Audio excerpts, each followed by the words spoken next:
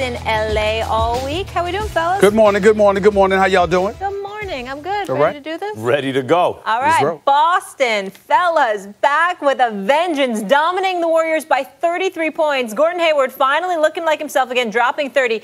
This was the worst home loss at Oracle in the Steve Kerr era. Stephen A., was this good Celtics or just bad Warriors?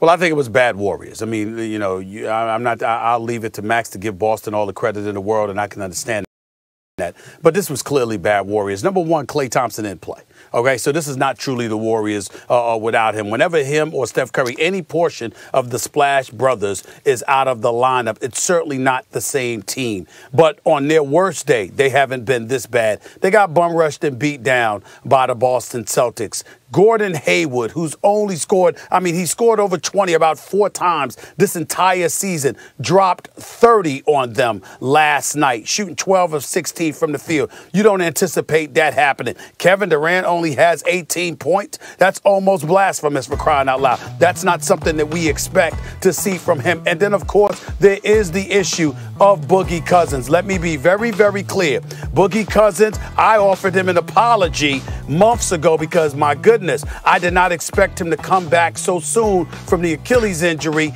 and play the way that he played offensively. I expected him back around now as opposed to January 18th. But offensively, he's come back and has made a contribution.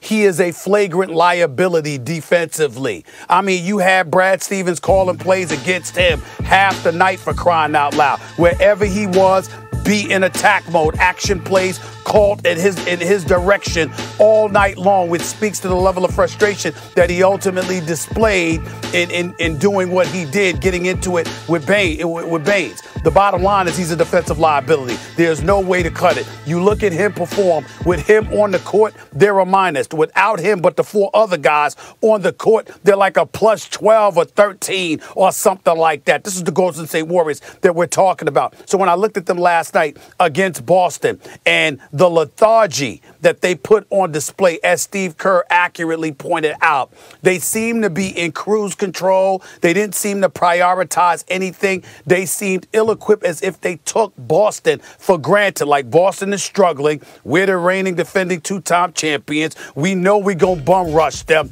Let them come in here and get this butt whipping. It's really that simple. They were completely arrogant. They took it for granted, and Boston made them pay for it. So to me, that's about bad Warriors more so than anything else.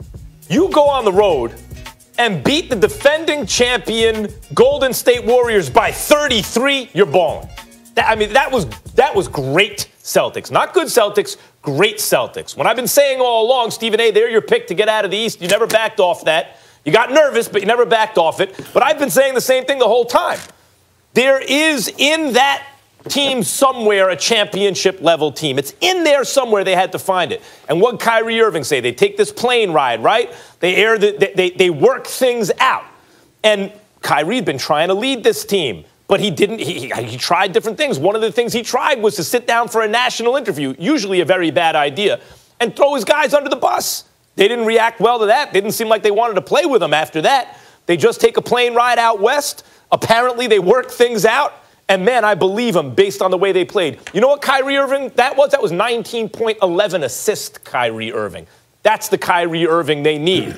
Gordon Hayward, it's not just the 30 points, Stephen A. It's the passing, which is why everyone's, because it's his pet player, Brad Stevens played Gordon Hayward. No, Brad Stevens believed they needed Gordon Hayward's passing in the starting lineup. And I agree, he shouldn't have been in that lineup early in the season. But you could see why coach would think that. Gordon Hayward's passing was excellent. This is the hockey assists and stuff, but it was excellent throughout. Jaylen Brown, active, both ends of the floor. Just active. A completely different team. And that's the Celtics team that the Warriors and everyone needs to be worried about. Now, look, Klay Thompson doesn't play. Is that the best version of the Warriors? Clearly not. I don't care how well the Celtics play. You're not beating the Warriors by 33 points, and it's not partly, as you acknowledge, it's partly good Celtics, partly bad Warriors. But if you have to pick which one it was, you can't tell me, a team is missing their 3rd best player, so now it's just going to be garbage team. No, And the fact that the Celtics did it on the road, think about this. The Celtics can't buy a win after the All-Star break. They have all these kind of problems. We're leaving them for dead. They get on the plane, work things out, and when they land, they beat the Warriors.